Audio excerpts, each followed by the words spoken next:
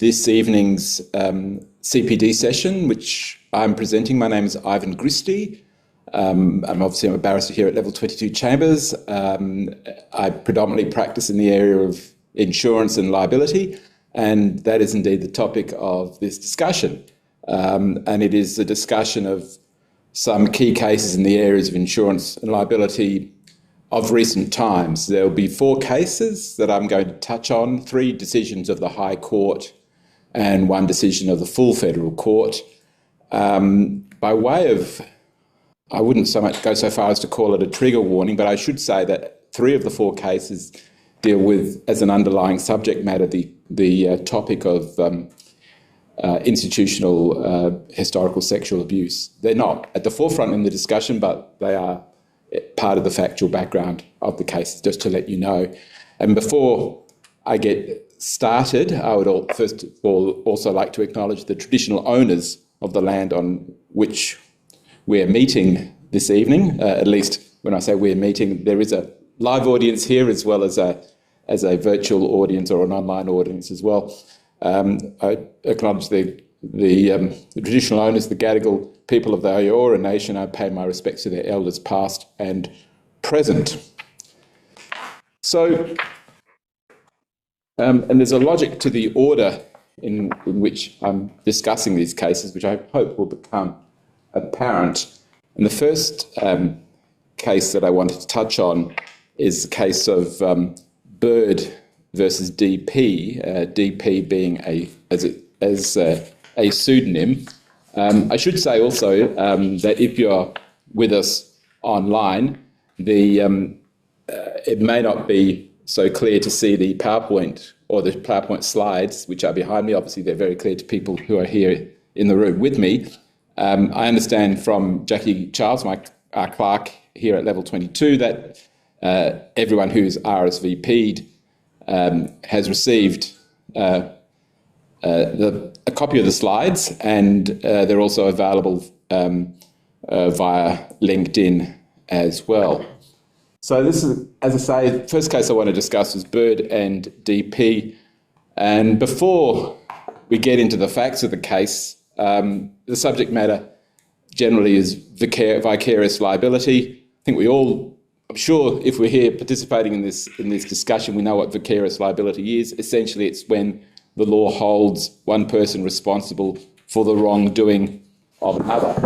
Going back a long, long time ago, a sort of an infamous example is that once upon a time, a husband would be responsible for the torts committed by his wife, and then that into feudal times is the master and servant relationship, and that obviously has evolved into the most common form of vicarious liability, which is the employer-employee relationship.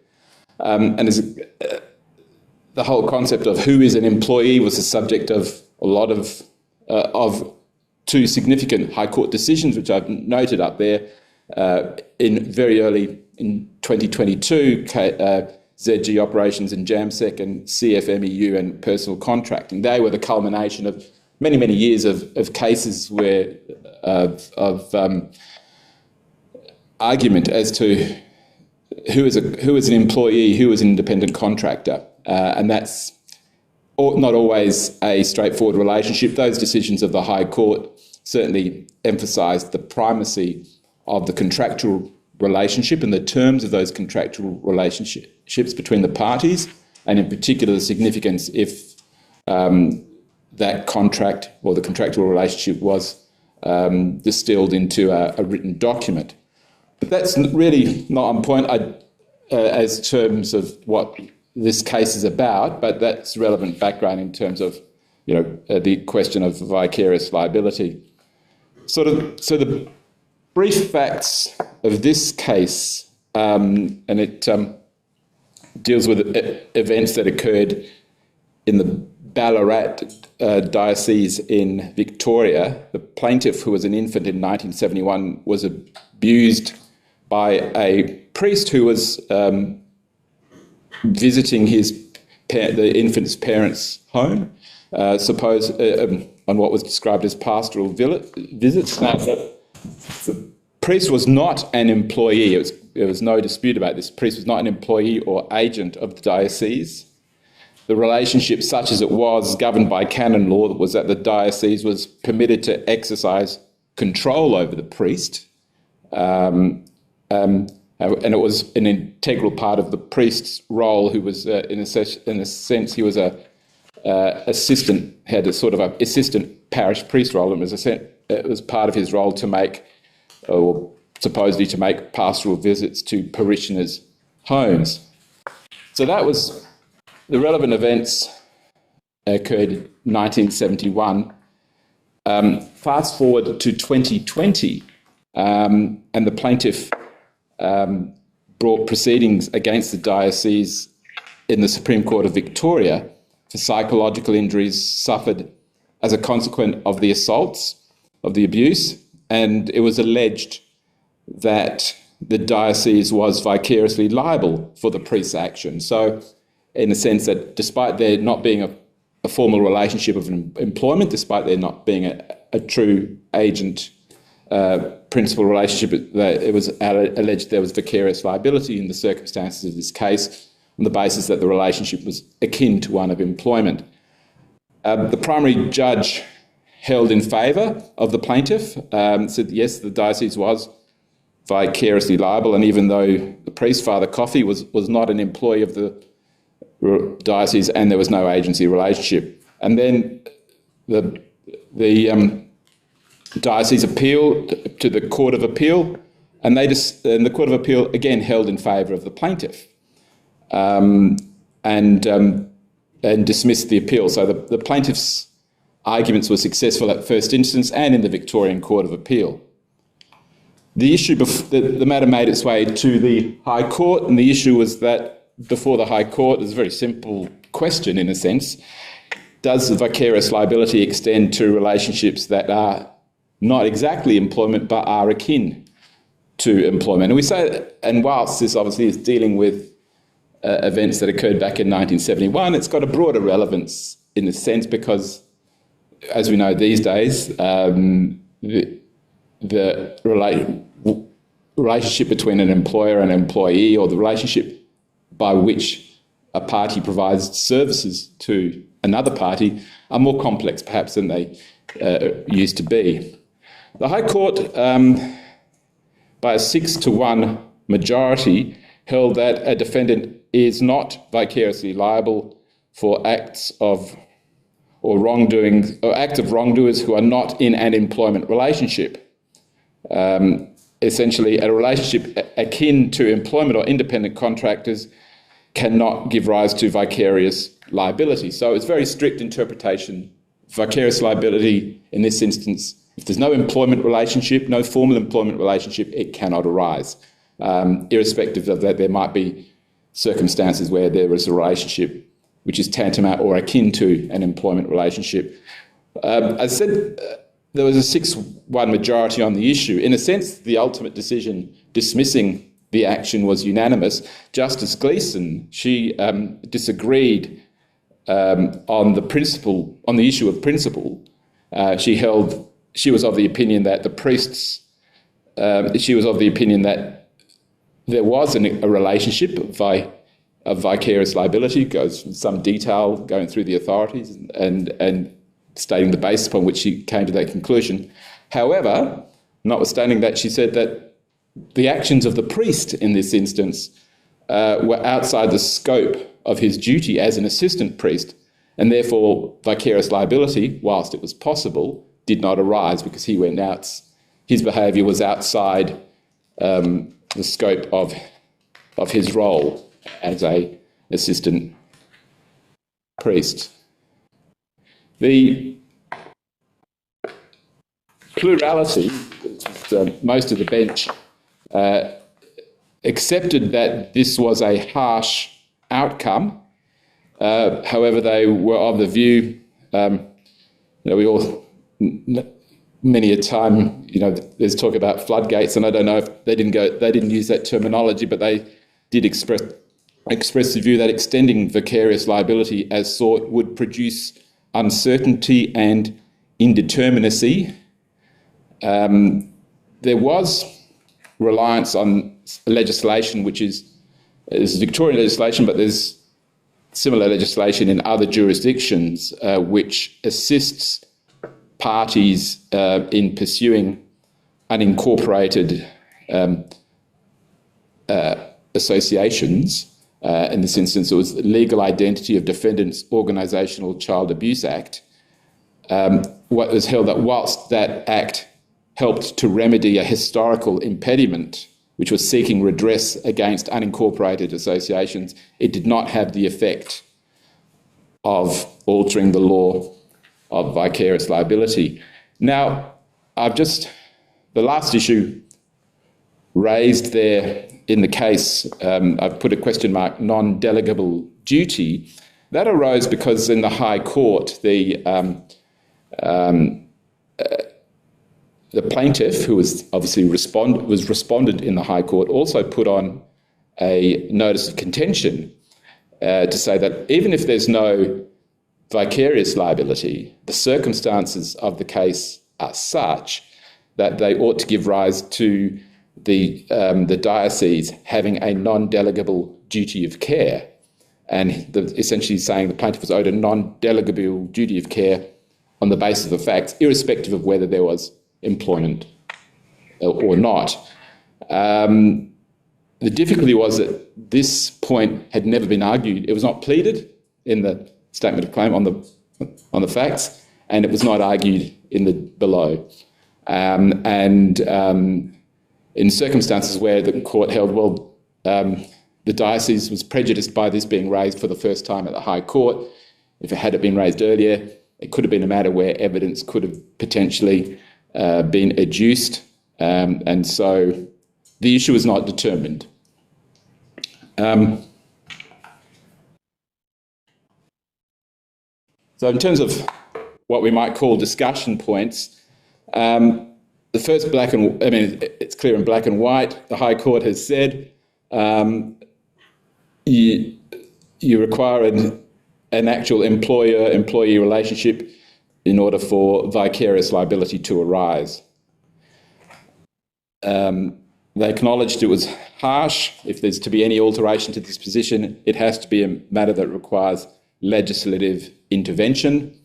And I don't know what level of lobbying has taken place already or what will take place. It is a matter that potentially, particularly in the space of historical sexual abuse, it would not surprise me if this issue is looked at from a legislative perspective, given particularly, as we see in this case, the scope for there not to be a formal employer-employee relationship in this scenario.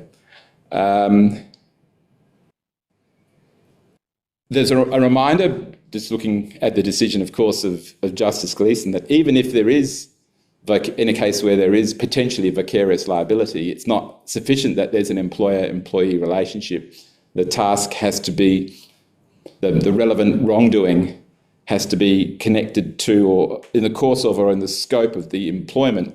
Now, that's a difficult issue, and there are lots of cases which address this issue over the years, particularly in this space of historical sexual abuse, and when you've got teachers, for example, involved, but often it is an issue where an employee has behaved in a manner that is so outside of the scope of their duties that query whether therefore that can be the subject of vicarious liability.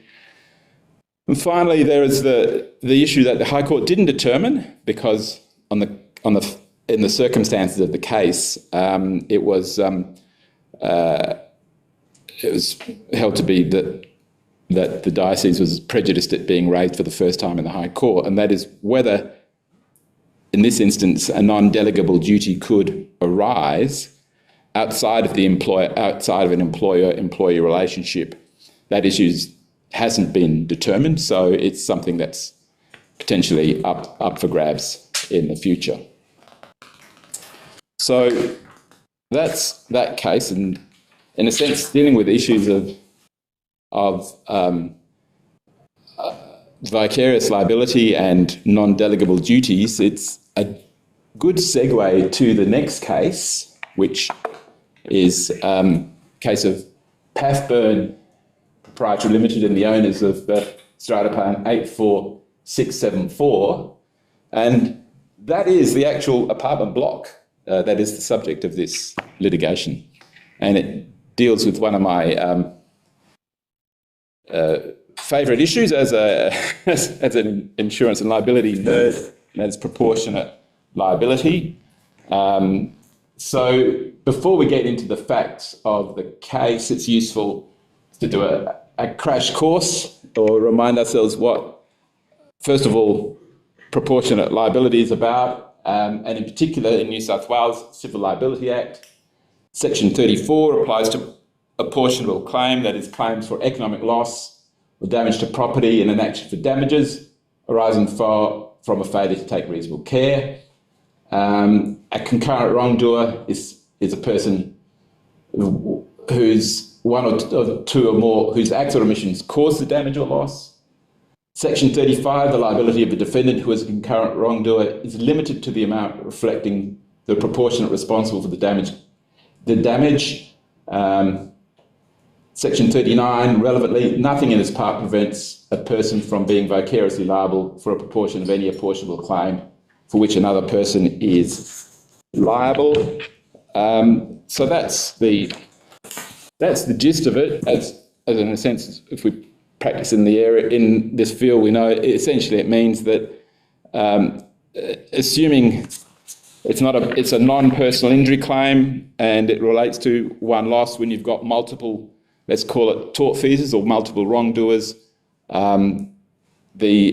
each wrongdoer is only responsible for the proportion of their loss, and it's a job for the plaintiff to sue each one individually, rather than the old days when you've got a plaintiff can sue one or as many defendants as they wish, and it's up to them to then issue cross-claims. However, for the purposes of this case, it's brought that section of the Civil Liability Act into the forefront, Section 5Q, which is liability based on a non-delegable duty. Why this becomes relevant, we'll see in a moment when we're looking at the basis on which the action in this claim has been brought. So this provides that the extent of liability in tort of a person, that is the defendant, for breach of a non-delegable duty is to be determined as if that liability were the vicarious liability of the defendant for the negligence of the person in connection with the performance of the work or task, and this section applies to an action in tort.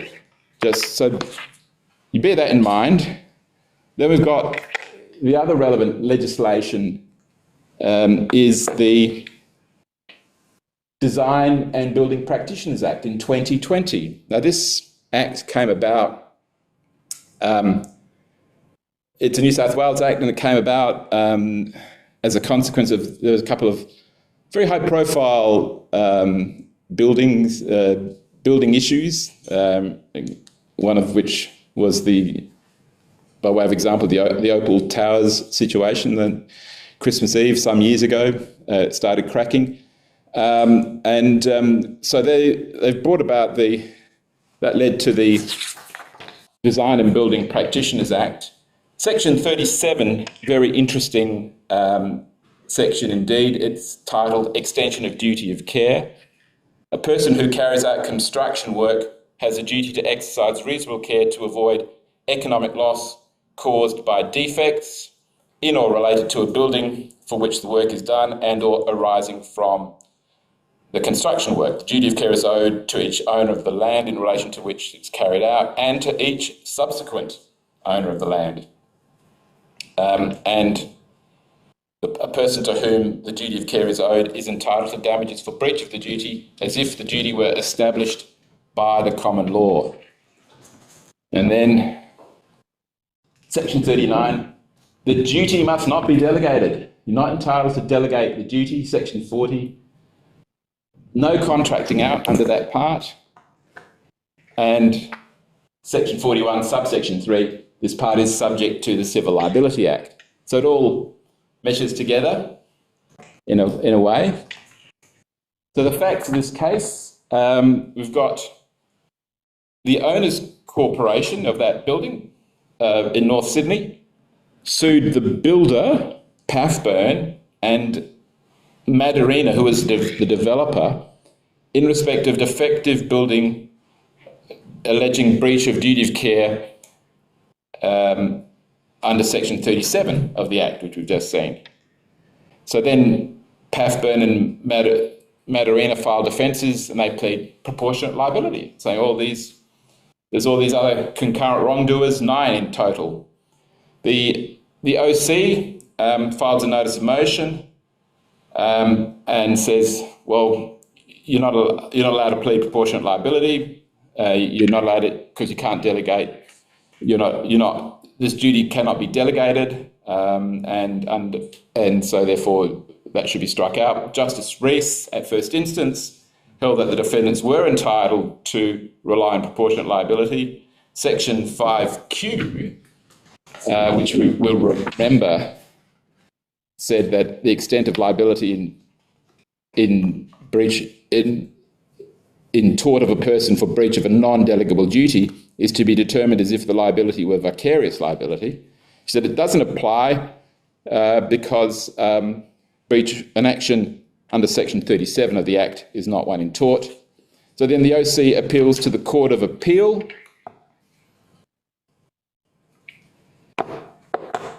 The Court of Appeal overturns Her Honour's decision. They essentially say that the breach of that duty is a liability in tort for the purposes of Section 5Q of the Civil Liability Act. As Section 39 of the Act provides that the 37 duty cannot be delegated, this means that Part 4 of the Civil Liability Act, which deals with proportionate liability, is excluded. That is to say, the builder is vicariously liable for breaches by concurrent wrongdoers due to Section 5Q of the Civil Liability Act. The liability owed by the respondent is treated as a form of vicarious liability, which is not subject to any limitation on their liability by way of apportionment between them and other concurrent wrongdoers. So that's the Court of Appeal. So then the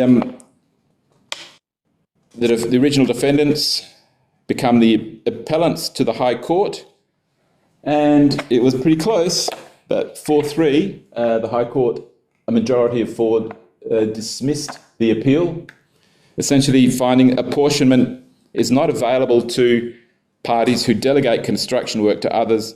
They are fully responsible for any defects, irrespective of the care that they may have taken in such delegation. So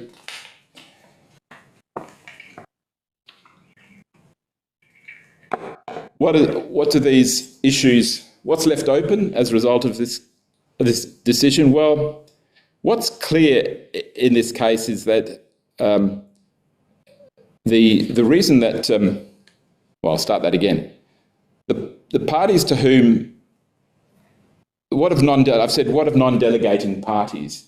So the way that the legislation is framed is that in fact let's go back.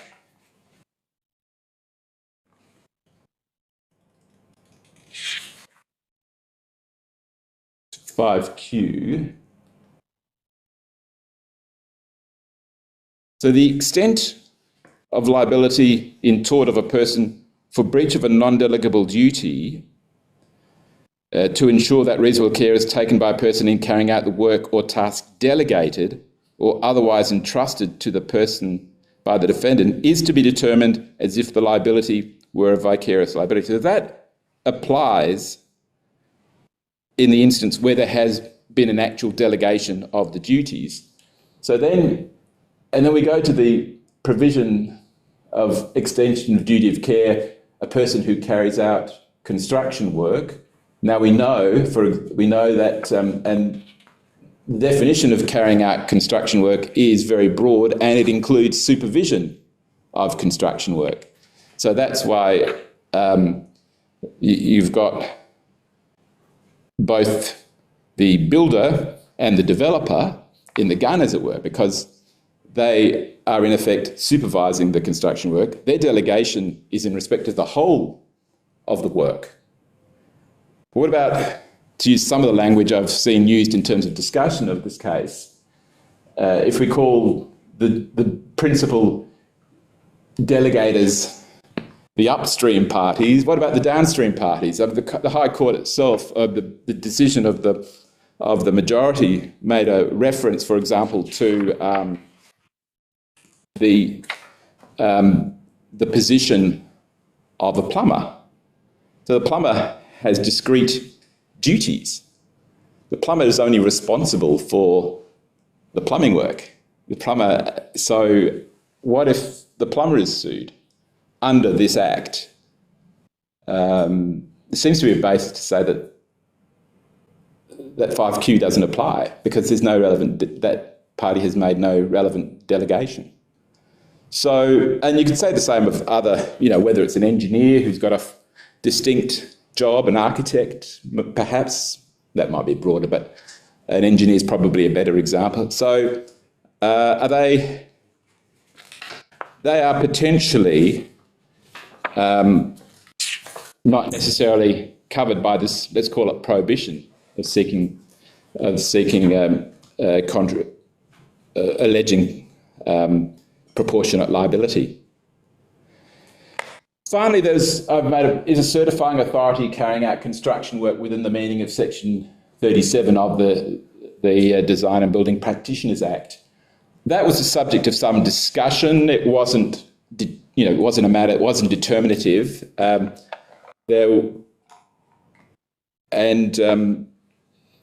was a certifying authority, and you've even got potentially a council as to whether it's a live issue as to whether those parties or those individuals, if I can call them that, are conducting, what's the terminology again?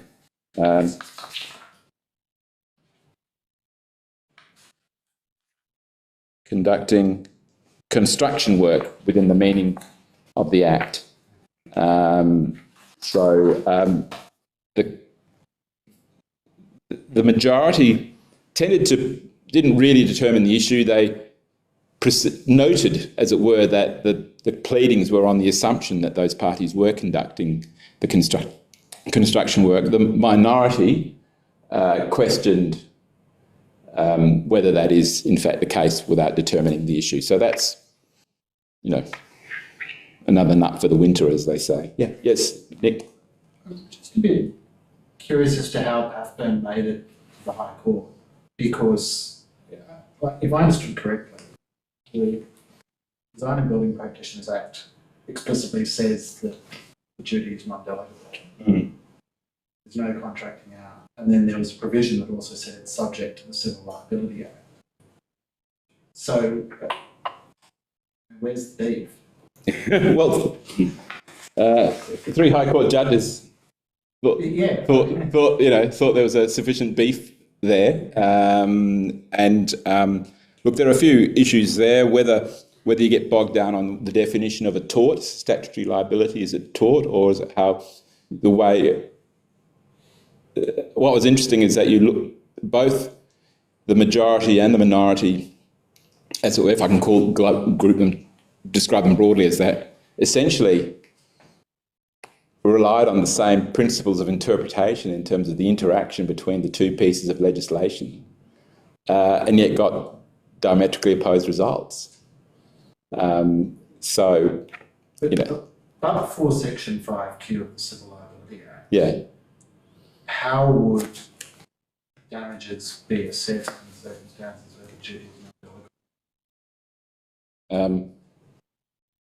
Well, I suppose you fall back on general principles of proportionate liability. Yes. The question is, what's the just and equitable contribution of each party in that case, and one of them has a non-delegable duty? So, well, director as well, or if it's a director, which it's designed to go towards as well, and the entity. That's true, but I think difficult decisions, even apart from proportionate liability, even under the old Miscellaneous Provisions Act, working what's just and equitable. It's difficult. I mean, to use a completely different example is, those cases where you've got negligence and you've got a fraudster involved, and say there's a legal practitioner sued for being negligent, and however would have been fine had someone not committed a fraud and done it. So, and then working out how do you judge what's just and equitable? The role of you've just got it's just a weighing up. It's really very difficult, and I think it's difficult at the best of times, irrespective of what you do there. But as you say, the non-absent 5Q, you take into account it's a factor that there's a non-delegable duty, but not in a proportionate liability instance, but in a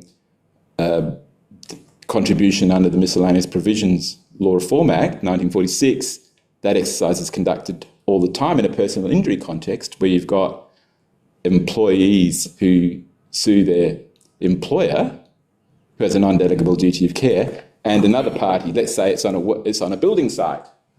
And of course, because of the provisions in relation to workplace injuries and the limited damages you get from the employee often tries to minimise the fault on the part of the employer. Can't get rid of it because it's a non-delegable duty, but they try to minimise it and say, all these other parties are responsible. So it's a difficult question, but the court just does the best it can, I think. Anyway, that's what's left there from that case. I think it was a decision that I think fairly said people who generally act for defendants or insurers would be disappointed with, whereas people who act for plaintiffs in this context would say, yes, of course, but it's, as I say, it's a close-run thing, but the High Court has held that has dismissed the appeal 4-3. The next case I wanted to discuss was the most recent decision. It's from February, 7th of February, Allianz Australia Insurance Limited and the Uniting Church in Australia Property Trust. As I say, this one's only about a month old, and it's decision of the full federal court. So it's a case of historical sexual abuse.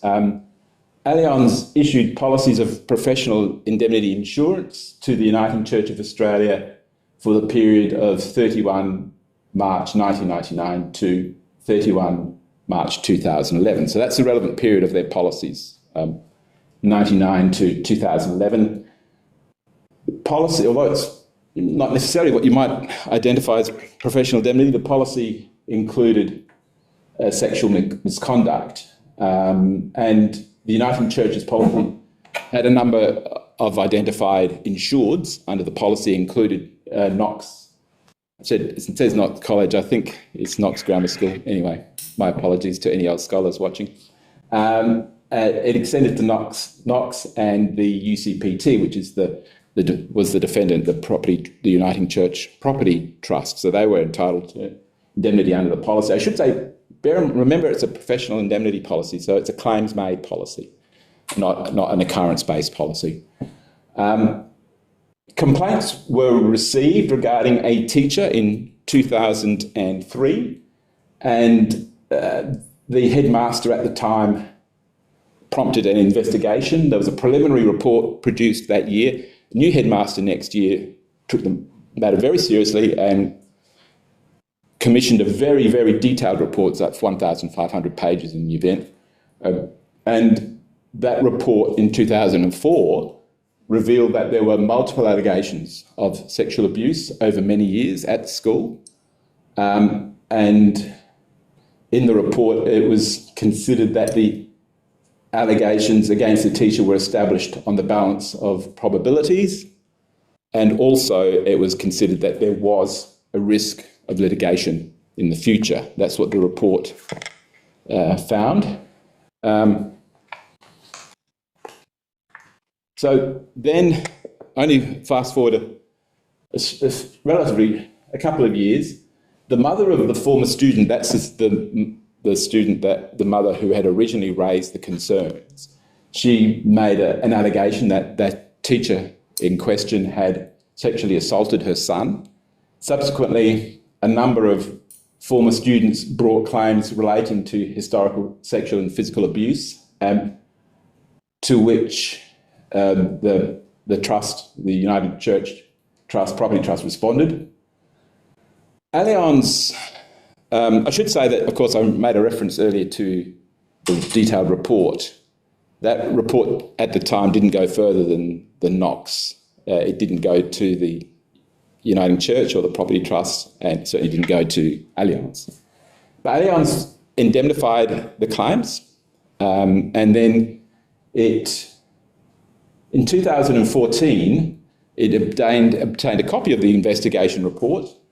And this, of course, is after it's gone off risk on a claims-made policy. They went off risk in 2011. And it declined to indemnify further claims on the basis that the insured had prior awareness of facts or circumstances likely to give rise to the claims and had not notified Allianz during the relevant policy period. So before we go further, let's remind ourselves about Section 40 of the Insurance Contracts Act. So Section 40 is a device, essentially. Often it's something that's also reflected in the context of what's in a policy, or what's in the policy words. But if you've got subsection 1 is a sort of convoluted way of saying this applies to claims made or claims made and notified policies.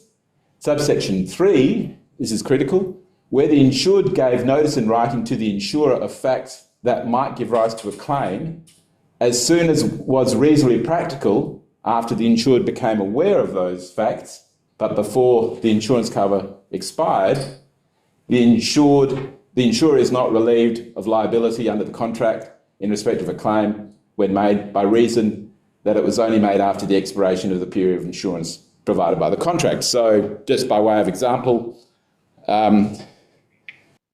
if tomorrow I ascertain that I've given some completely wrong advice about a limitation period, and as a consequence, my instructing solicitors who relied on my advice have not filed a statement of claim within time, and I'm aware of this, I'm aware of circumstances which might give rise to a claim. And even though no claim has at that point been made against me, I should be then thinking, oh, I better tell my insurer because I'm aware of circumstances that might give rise to a claim, even though no one said, we're going to sue you, that sort of thing. So that's essentially how it works, but it's a remedial provision in a sense, and it means it's especially important in a claims-made policy, because a claims-made policy only you can't actually claim until a claim is made against you, unless you've notified these circumstances.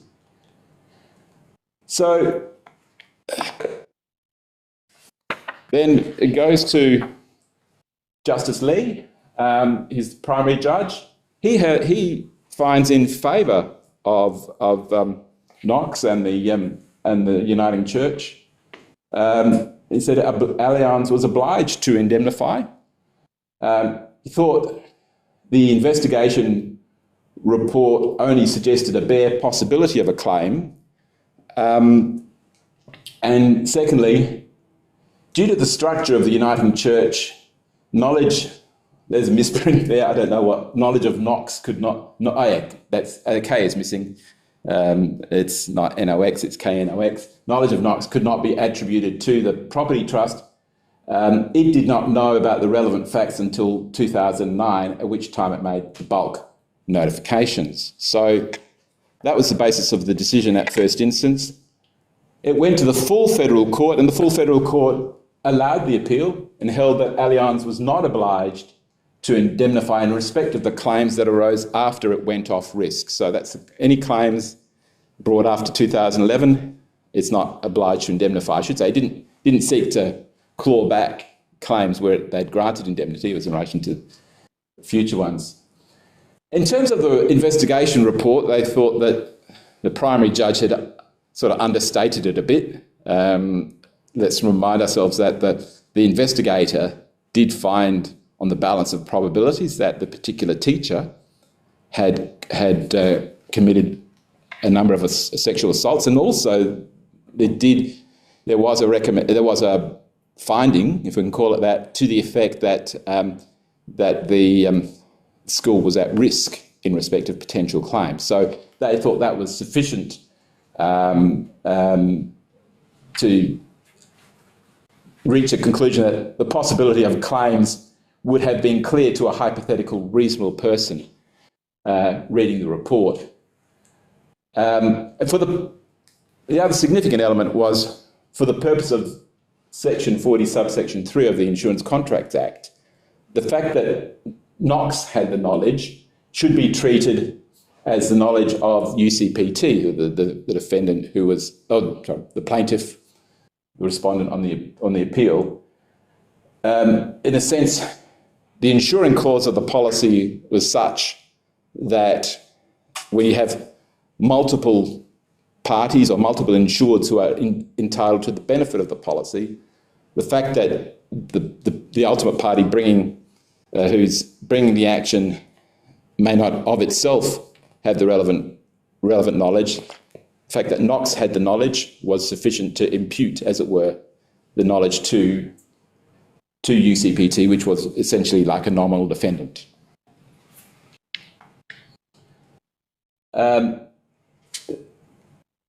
The opportunity, just dealing with the other elements of the judgment, the opportunity to notify the circumstances and take advantage of Section 40, subsection 3 ceased when the relevant policy expired on 31 March 2005. Why is that the relevant policy year? Because that's the policy year when Knox became aware of the circumstances.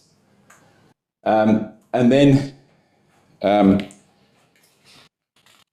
there's a touching upon Section 54. Section 54 will not assist an insured who has failed to notify circumstances as soon as reasonably practicable in accordance with Section 40, subsection 3. Let's remind ourselves what Section 54 says. It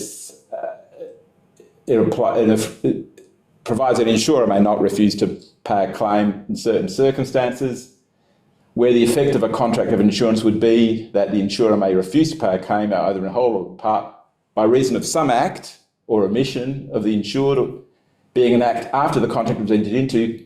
The insurer may not refuse to pay the claim by reason only of that act, although the claim can be reduced to the extent that there's any prejudice. So it's very much a remedial provision. However, in 2003, the New South Wales Court of Appeal in Gosford City Council and GIO had held that Section 54 will not assist an insured who has failed to notify circumstances as soon as reasonably practicable as per Section 40, subsection 3. So, the reason Section 54 doesn't assist on the basis of that decision of the Court of Appeal is that a failure to notify circumstances under Section 40, subsection 3 is not an act taken in respect of the policy. It's not a breach of the policy. What it is, it's a failure to take advantage of that provision of the Act. So in that circumstance, it doesn't assist. So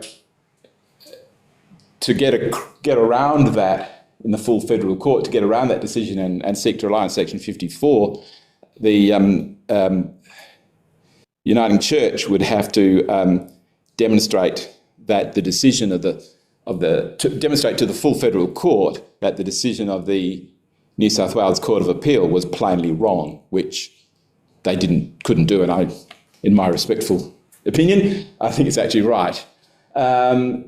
So this is obiter, and it deals with, in short form, I've said there in the PowerPoint, prior known facts or circumstances inclusion. So many policies will have an exclusion in respect of prior known facts or circumstances.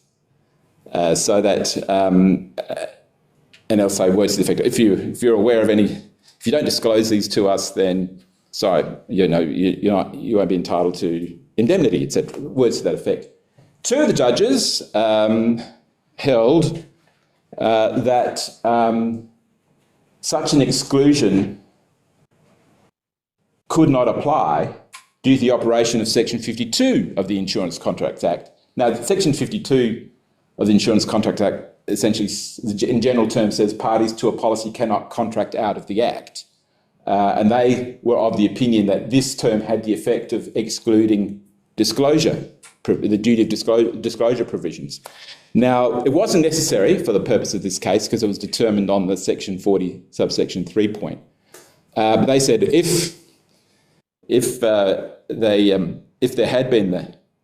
they'd got up on Section 40, subsection 3, that the insurer wouldn't have been able to rely on this exclusion, in their opinion. So it raises an issue for future. Think about it. Something to think about if there is a reliance on that prior known facts or circumstances exclusion, and it may well depend on the wording of the relevant exclusion.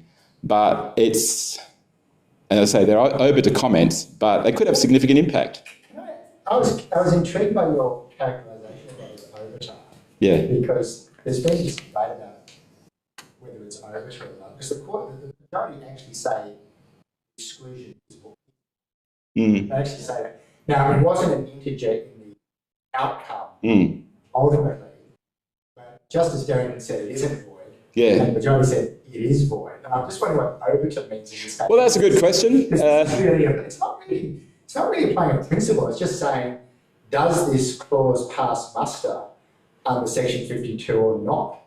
And I was also intrigued that it passed muster under 33 but not 52. But that's probably a different debate. Yeah. And so I was just, are you saying it's overturned because it wasn't an integer in the outcome? Yeah, I would. That's it. Wasn't determinative of the facts of the case. Okay, but you're right. It's a strong statement. They've said it's void. Yeah. So you get two judges of the full federal court, albeit not the one who's written the insurance textbook. It's spawned all the recent publications. Yeah. So yeah. Anyway, look, it's interesting, but I think there are potential ways around it, depending on maybe how you word your exclusions. But maybe that's a detailed discussion for another day.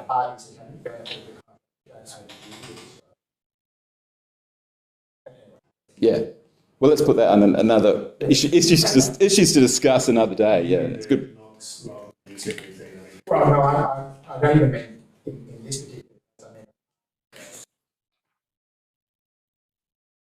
I mean, anyway, this is fair. Yeah. No, I can imagine. Absolutely.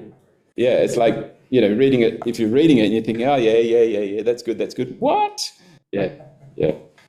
So anyway, look, the final case I wanted to discuss was the case of RC and the Salvation Army Western Australian Property Trust.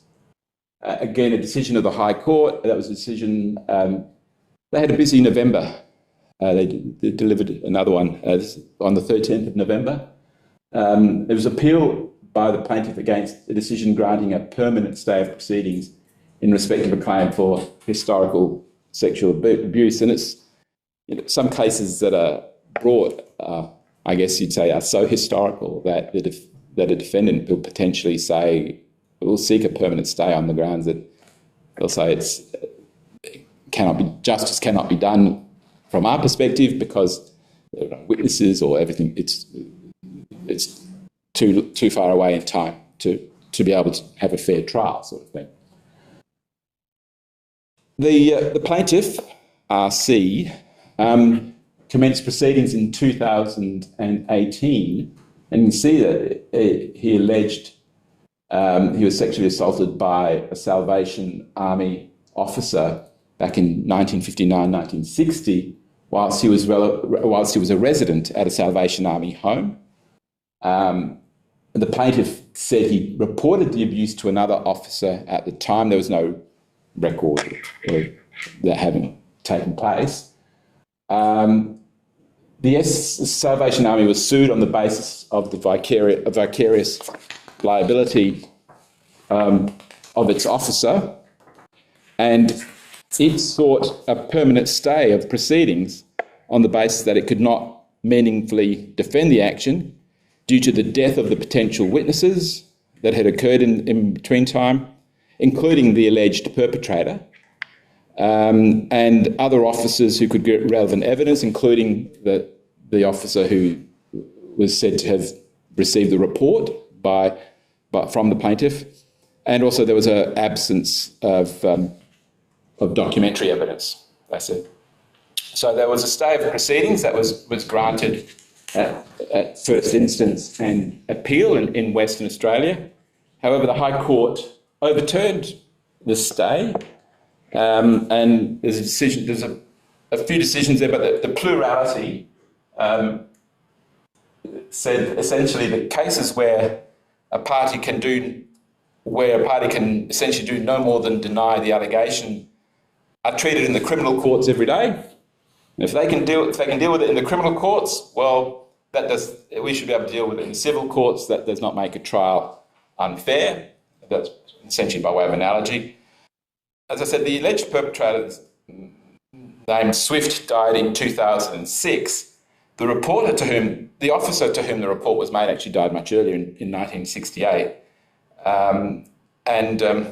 It was held that those deaths did not at least sufficiently deprive the Salvation Army of relevant evidence.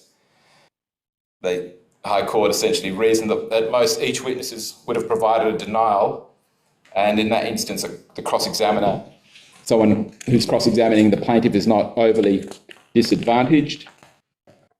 A relevant factor, at least from the perspective of the plurality, was that there had been a Royal Commission in 2015 in relation to sexual abuse, and an officer of the Salvation Army by the name of Tidd had provided a statement to that commission in which he admitted that the Salvation Army did not have policies at the time relating to child abuse.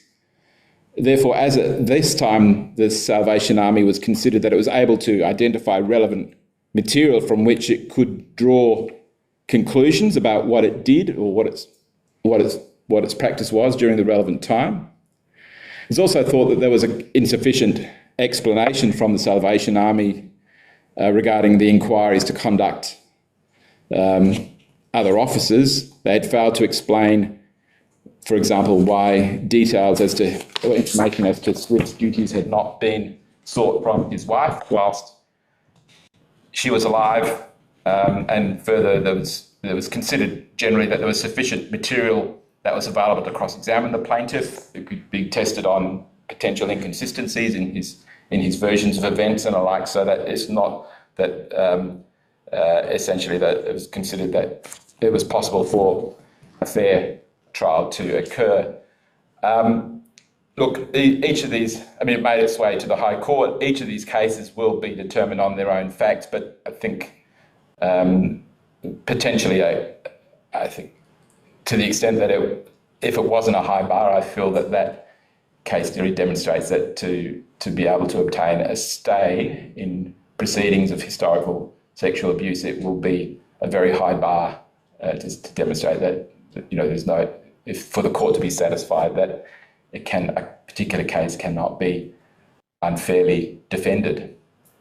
Look, that's all I had in relation to the 4 cases. I've already happily fielded some questions on the go, but also be happy to take some more questions now. We've had some questions from the audience. Don't know if I said at the beginning, if I invited people online to send questions through to Jackie, but if you're quick, you can do so now. Happy to deal with anything that anyone else has got to raise. Do you have any thoughts on the decision might influence how principal contractors, developers, builders engage with contractors on site, consultants and contractors going forward? Well, it's because it's very much limited to New South Wales because it's very much about the Design and Building Practitioners Act, and I think it's difficult from the perspective of if you're in a supervisory role, because there's not much you can do about the provisions of Section 37 in terms of the duty. In terms of when there's been an actual delegation of the task. So it's a difficult question to answer from that perspective. What would, in terms of what a builder or developer might do, or but if you're a owner, you would be keen to ensure that it's quite clear that there's a very broad level of delegation. That's Does it trigger a policy though for there to be insurance money behind it as well for these directives? Yeah. Sorry, what was in terms of? Does it trigger an insurance policy as well? Yeah. Well, let's not forget, of course. For like an engineer would be fine. Yeah. So for a builder, yeah, a director of the company. Well, I mean, so you can't rely on the if you can't rely on the proportionate liability provisions, you can still bring a cross claim against a joint tortfeasor. So it's a more cumbersome way of doing it, but that avenue is still available. Would it increase the need for supervision because you have a non-delegable duty? You may have certain things your subbies do.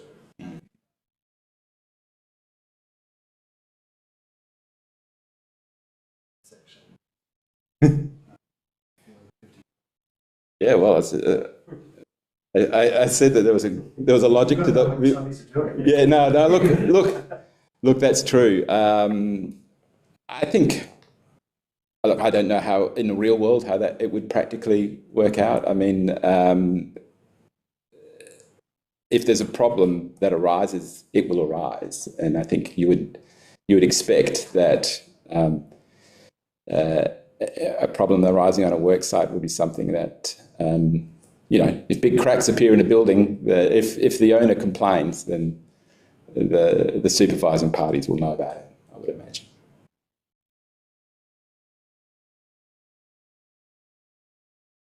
I think nothing online, Jackie? No? No. Okay, well, that's good. I think if we're exhausted all our questions, I'll take this opportunity again to thank you for your attendance and enjoy the rest of your day. Thank you. Cheers.